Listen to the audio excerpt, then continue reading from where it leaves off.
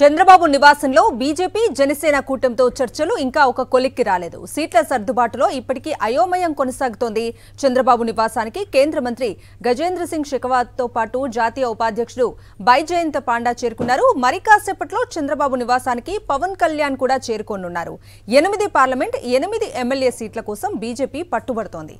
అయితే చంద్రబాబు నివాసంలో జరిగే చర్చలకి పురంధేశ్వరికి మాత్రం ఆహ్వానం అందలేదు. ఏ సీట్లు బీజేపీకి ఇవ్వాలనే దానిపై జరగనున్న కీలక చర్చలు జరగనున్నాయి. ఈ కీలక సమావేశానికి పురంధేశ్వరిని చంద్రబాబు దూరం పెట్టినట్లు తెలుస్తోంది. పూర్తి అప్డేట్స్ అందించడానికి మా ప్రతినిధి వినాయక్ లైవ్ లో సిద్ధంగా ఉన్నారు. వినాయక్,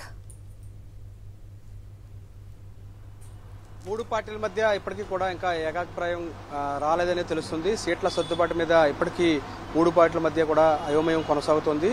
బీజేపీ వాస్తవానికి 8 పార్లమెంట్ స్థానాల కోసం, అదేవిధంగా 8 అసెంబ్లీ స్థానాల కోసం పట్టుబడుతున్నట్టుగా తెలుస్తుంది. ఈ రోజు మధ్యాహ్నం నుంచి కూడా చంద్రబాబు నాయుడు నివాసంలో కేంద్ర మంత్రి గజేంద్ర సింగ్ షెకావత్, అదేవిధంగా బీజేపీ జాతీయ అధ్యక్షుడు పాండా, అదేవిధంగా పవన్ కళ్యాణ్, అదేవిధంగా చంద్రబాబు నాయుడు నివాసంలో అందరూ కూడా సమావేశమయ్యారు. దాదాపుగా గంటన్నర నుంచి కూడా ఈ సమావేశంలో చర్చలు కొనసాగుతున్నాయి.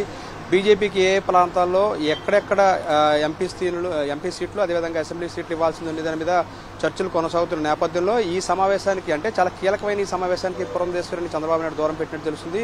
ఈ సమావేశానికి పురంధేశ్వరికి ఎక్కడ కూడా ఆహ్వానం అందలేదని తెలుస్తుంది. మరోవైపున మనం వాస్తవంగా చూసుకున్నట్టయితే కనుక టీడీపీ నుంచి లీకులు అయితే ఏదైతే సర్దుబాటు ఎన్డీఏలో తెలుగుదేశం పార్టీ చేరుతుందనేది మొన్న ఏదైతే లీకులు ఇచ్చారో దానికి సంబంధించి ఏదైతే ప్రకటన చేశారో ఆ సమయంలో ఎక్కడ సీట్ల సర్దుబాటు మీద ఎక్కడ కూడా ఇప్పటికీ బీజేపీ నాయకత్వం అయితే ధృవీకరించలేదు. ఈ నేపథ్యంలోనే 8 పార్లమెంట్ సీట్లు, 30 అసెంబ్లీ సీట్లు అటు జనసేనకి బీజేపీకి ఇస్తున్నట్లుగా తెలుగుదేశం పార్టీ నుంచి లీక్ అయింది. కానీ ఎక్కడా కూడా బీజేపీ దీన్ని ధృవీకరించలేదు. ఈ నేపథ్యంలోనే మనకు అందుతున్న సమాచారం మేరకు ఎన్డీఏలో బేషరతుగా చేరడానికి చంద్రబాబు నాయుడు ఒప్పుకున్నట్టుగా తెలుస్తుంది. అందులో భాగంగానే చంద్రబాబు నాయుడు ఎన్ని సీట్లైనా ఇస్తామంటూ చెప్పడంతో ఆయన ఎన్డీఏలో చేరడానికి సిద్ధమయ్యి ఆ ఎన్డీఏలో చేరడానికి సంబంధించిన కాగితాల మీద సంతకం పెట్టిన తర్వాతే ఆ ఎన్డీఏలో చేరుతున్నట్టుగా ఒక ప్రకటన అయితే బీజేపీ నుంచి కూడా వచ్చినట్టుగా తెలుస్తుంది. ఆ సందర్భంలో ఎక్కడా కూడా సీట్ల మీద ప్రస్తావన రాలేదు.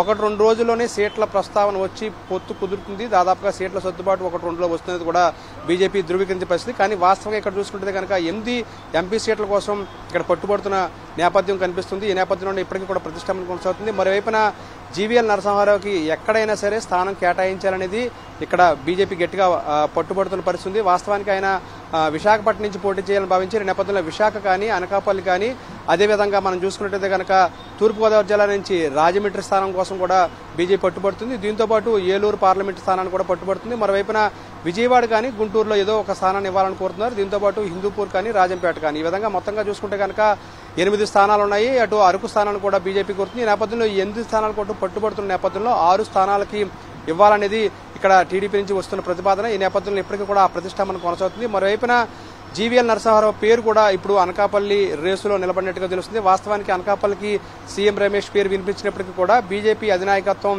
జీవీఎల్ నరసింహారావుపై మొగ్గు చూపుతున్నట్టుగా మనకు సమాచారం ఉంటుంది. మరోవైపున రాజమండ్రి స్థానంలో పురంధేశ్వరి పేరు మొదట వినిపించినప్పటికీ కూడా ఇప్పుడు రాజమండ్రి స్థానంలో స్థానికుడైన దాదాపుగా 3 దశాబ్దాల పైగా పార్టీలో ఉంటూ పార్టీ కార్యకర్త నుంచి రాష్ట్ర అధ్యక్షుడి వరకు చేసిన సోమవీర్రాజును పరిగణలోకి తీసుకున్నట్టు తెలుస్తుంది. ఈ నేపథ్యంలో సోమవీర్రాజు పేరు అక్కడ వినిపిస్తుంది. మరోవైపున హిందూపూర్ రేసులో విష్ణువర్ధన్ రెడ్డి పేరు వినిపిస్తుంది. ఈ విధంగా చూసుకున్నట్టయితే కనుక దాదాపుగా ఎవరైతే ఇక్కడ పార్టీకి మొదటి నుంచి ఉన్నారో వారికి టికెట్లు ఇవ్వాలనేది బీజేపీ చెప్తున్నట్టుగా వినిపిస్తుంది. మరోవైపున అసెంబ్లీ స్థానాలకు సంబంధించి ఇప్పటికే 6 స్థానాలు కేటాయించినట్టంటే తెలుగుదేశం పార్టీ తరపు నుంచిగా ఏదైతే లీకులు అయ్యాయో 30 స్థానాలు జనసేనకి, అదేవిధంగా బీజేపీ కల్పిస్తున్నట్లుగా వాళ్ళు ఏదైతే లీకులు చేశారో దానికి సంబంధించి చూసుకున్నట్లయితే కనుక 24 స్థానాల్లో పోటీ చేయడానికి ఇప్పటికే సిద్ధమైన జనసేన ఇప్పుడు 2 స్థానాలు కోల్పోయే పరిస్థితి వస్తుందని చెప్పుకోవచ్చు. దాదాపుగా 8 స్థానాలకు బీజేపీకి ఇవ్వాల్సిన పరిస్థితి ఏర్పడుతుంది. ఈ నేపథ్యంలో దీనికి సంబంధించి కూడా ఒక క్లారిటీ రావాల్సి ఉంది. ఏ స్థానాల్లో పోటీ చేయాలనే దాని మీద కూడా ఒక క్లారిటీ రావాల్సి ఉంది. విశాఖ సిటీ నుంచి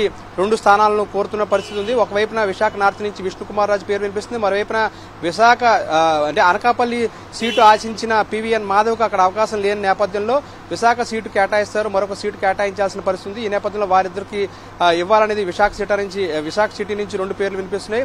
ఈ నేపథ్యంలో ఇప్పటికీ కూడా ఒక స్పష్టత రాలేదు. దాదాపుగా గంటన్నర నుంచి కూడా అటు చంద్రబాబు నాయుడు కానీ, అటు కేంద్ర మంత్రి షెకావత్ కానీ, అదేవిధంగా మరోవైపున పవన్ పవన్ కళ్యాణ్ కానీ కుస్తీ పడుతున్నప్పటికీ కూడా సీట్ల సర్దుబాటు ఏకాభిప్రాయం రాలేదు. సాయంత్రానికి సీట్ల సర్దుబాటు మీద ఏకాభిప్రాయం కుదిరిన తర్వాత జాబితాను షెకావత్ బీజేపీ పార్లమెంటరీకి పంపించాల్సి ఉంటుంది. ఈ బీజేపీ పార్లమెంటరీ సమావేశంలో ఈ రోజు దీని మీద నిర్ణయం తీసుకుని పేర్లు ప్రకటిస్తారనేది అయితే మనకు వస్తున్న సమాచారం.